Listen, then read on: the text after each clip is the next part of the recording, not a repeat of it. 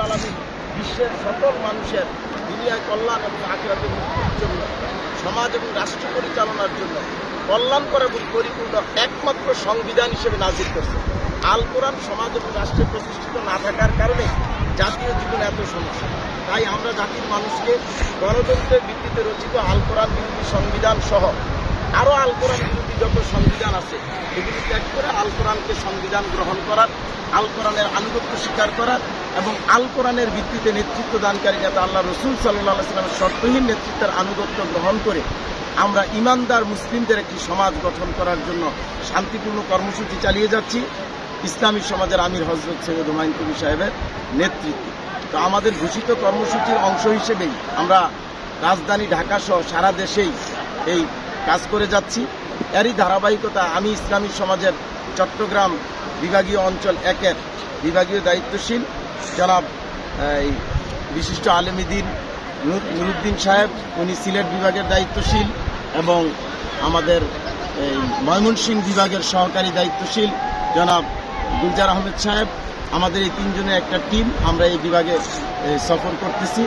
তো এরই অংশ হিসেবে আমরা শান্তিপূর্ণভাবেই জাতির মানুষকে দুর্নীতি, বৈষম্য, উগ্রপন্থা, আল কোরআন বিরোধী সংবিধান এবং ইসলাম বিরোধী মানবরচিত ব্যবস্থা ত্যাগ করে ইসলামের পক্ষে, আল কোরআনের পক্ষে, শান্তির পক্ষে শান্তিপূর্ণ অবস্থান গ্রহণের জন্য আমরা আহ্বান করে যাচ্ছি।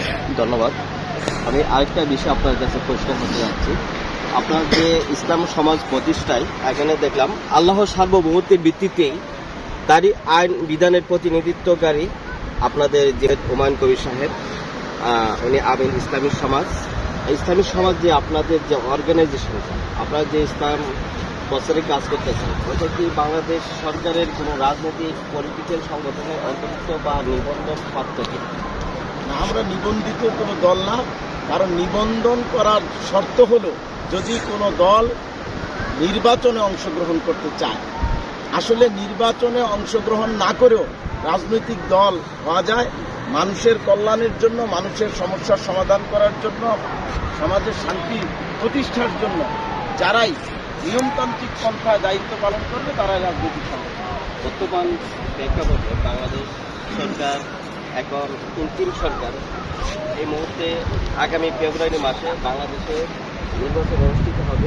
এই নির্বাচনে আপনাদের ইসলামী সমাজ প্রতিষ্ঠার পক্ষ থেকে আপনারা কোনো পলিটিক্যাল সংগঠনের প্ল্যাটফর্মের পক্ষে কাজ করছেন কিনা, বা এই ব্যাপারে আপনাদের পদক্ষেপ কি? গণতন্ত্রের অধীনে নির্বাচনের মাধ্যমে যারা ইসলাম প্রতিষ্ঠার কথা বলছে বা কাজ করছে, আমরা এই প্রক্রিয়াটাকে ইসলাম কায়েমের পথ হিসেবে মনে করি না। কারণ আমরা পরিষ্কার বুঝি যে যদি কেউ গণতন্ত্রের ইলেকশনে অংশগ্রহণ করতে চায় তাহলে তাকে গণতান্ত্রিক সংবিধানের আনুগত্য স্বীকার করে, গণতন্ত্র মেনে নেওয়ার কমিটমেন্ট করে গণতান্ত্রিক সংগঠন হিসেবেই তাকে নির্বাচনে অংশগ্রহণ করতে হয়। যেহেতু গণতন্ত্র এবং ইসলাম সম্পূর্ণ বিপরীত এবং বিরোধী দুইটা মতবাদ, দুইটা আলাদা ব্যবস্থা, অতএব কারণে কোনো ইমানদার, কোনো মুসলিম, কোনো ইসলামী দল গণতন্ত্র মেনে নিতে পারে না, গণতান্ত্রিক দলে পরিণত হতে পারে না। যে কারণে এগুলো ইসলামী দল না হওয়ার কারণে আমাদের এগুলোর পক্ষে কোনো ভূমিকা নাই, আর বিপক্ষে আমাদের যাওয়ার তো প্রশ্নই আসে না। কারণ সমাজে যতদিন পর্যন্ত ইসলাম প্রতিষ্ঠিত না হবে ততদিন কেউ না কেউ তো সমাজ পরিচালনা করবে, করতেছে।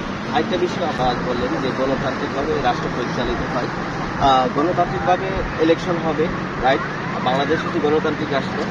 সেই পর্যায়ে হিসাবে যে সরকারি আসন, রাষ্ট্র পরিচালনার ক্ষেত্রে সরকারের অনেক ভুল ত্রুটি থাকে। সরকার যদি ভুল পথে হাতে বা দেখা যাচ্ছে অনেক সময় অন্যায়কে সাপোর্ট করে, তখন কি ক্ষেত্রে আপনাদের ইসলামী সমাজ হিসেবে আপনাদের ভূমিকা কী থাকবে? আমরা ইসলামী সমাজ ইসলামের নিয়ম অনুযায়ী রসুলের পন্থায় আমরা জাতির মানুষকে সাবধান এবং সতর্ক করব, আমরা করতেছি। আমাদের পরিষ্কার বক্তব্য হলো যে সমাজ যতদিন পর্যন্ত গণতন্ত্র এবং মানবরচিত ব্যবস্থা আল কোরআন বিরোধী সংবিধান থেকে মুক্তি না পাবে, যতদিন পর্যন্ত ইসলাম প্রতিষ্ঠিত না হবে, আল কোরআনের শাসন কায়েম না হবে, সংবিধান হিসেবে আল কোরআন প্রতিষ্ঠিত না হবে, ততদিন পর্যন্ত যে বা যারাই নেতৃত্বে আসুক না কেন তারা মানুষের প্রকৃত সমস্যার কোনো সমাধান করতে পারবে না। এই 55 বছরে বহু সরকারের পরিবর্তন হয়েছে, সামনে নির্বাচনের মাধ্যমে হয়তো কেউ না কেউ আসবে, কিন্তু যারাই আসুক 55 বছরে যারা আসছে তারা আল কোরআন বিরোধী সংবিধান দিয়ে আসার কারণে সমাজের সমস্যার সমাধান হয় নাই। এখনো যারা আসবে তারাও আল কোরআন বিরোধী সংবিধানের ভিত্তিতে আসার কারণে তাদের দ্বারাও সমস্যার সমাধান হবে না। এই জন্য আমরা বলতেছি নির্বাচন, কে সরকার হবে এগুলো পরের ব্যাপার। আগে যে সংবিধান দিয়ে 55 বছরে বহু সরকার ব্যর্থ হলো, ওই সংবিধানটাকে পরিবর্তন করে আল কোরআনকে রাষ্ট্রীয় সংবিধান হিসেবে প্রতিষ্ঠার জন্য আমাদেরকে শান্তিপূর্ণ অবস্থান গ্রহণ করতে হবে। আমরা দেখতে পাচ্ছি বিশ্বে এবং বাংলাদেশের প্রেক্ষাপটে আমাদের ইসলামিক যারা আমরা ইসলাম ধারণ করি, এর মধ্যে ইসলাম ধর্মের মধ্যে বিভিন্ন অন্তর্ভুক্ত এবং বিভক্ত ডিভিশন দেখতে পাই। বলতে গেলে আপনাদেরকে ব্যাংকে আপনাদের সাথে শেয়ার করতে যাচ্ছি। আমরা দেখতে পাচ্ছি আহলে হাদিস, দেখতে পাই বিশ্ব ইজতেমা হয় বাংলাদেশে, ধাপে ধাপে কয়েকটা দাবি হয়, ইসলামী আন্দোলন বা দেখতে কওমি আকীদা, আহলে সুন্নাত আকীদা, বিভিন্ন আকীদায় দেখতে পাই। এর মধ্যে আপনারা কোন মতাদর্শ আকীদায় বিশ্বাসী, এটা আপনাদের কাছ থেকে জানতে চাই। শুরুতে বলতে চাচ্ছি যে আসলে ইসলাম বিশ্বের সকল মানুষের জন্য কল্যাণকর এবং পরিপূর্ণ একমাত্র জীবন ব্যবস্থা। ইসলাম যারা গ্রহণ করবে, বিশ্বের যে দেশেই থাকুক যেখানেই থাকুক তারা ঐক্যবদ্ধ থাকবে। তাদের ভিতরে দল এবং দলের ভিতরে আরো দলাদলির কোনো সুযোগ নাই, তারা সকলে এক দলে থাকবে। ইসলাম বিশ্বের মুসলিমরাও আজকে প্রকৃতপক্ষে গ্রহণ না করার কারণেই, ইসলাম তাকে তারা ধর্মীয়ভাবে জীবনের আংশিক ক্ষেত্রে নেওয়ার কারণেই তারা বিভিন্ন দলে বিভক্ত হয়েছে। প্রকৃতপক্ষে যারা ইসলাম গ্রহণ করবে তারা এক দলই থাকবে, তাদের নেতা একজন থাকবে, তাদের আদর্শ একটা, তাদের মালিক একজন, তারা এক নবীর পন্থায় কাজ করবে। এই জন্য তাদের মধ্যে বিভক্তি থাকবে না, তারা ঐক্যবদ্ধ থাকবে। আসলে আমি এটাই বলতে চাচ্ছি যে বিশ্বে যারা মুসলিম পরিচয় দিচ্ছে তারা জীবনের আংশিক ক্ষেত্রে ধর্মীয় জীবনে ইসলাম গ্রহণ করছে, সমাজ এবং রাষ্ট্রীয় জীবনে ইসলাম না বুঝার কারণে, না গ্রহণ করার কারণেই তাদের ভিতরে দলাদলি। আর আকীদার কথা আসছে, আসলে যারা এখন ইসলামের নামে বিভিন্ন দলে বিভক্ত হয়েছে তারা কেউ আকীদা বিশুদ্ধ করার, কেউ আমল বিশুদ্ধ করার, কেউ আত্মশুদ্ধির লাইনে বিভিন্নভাবে কাজ করতেছে।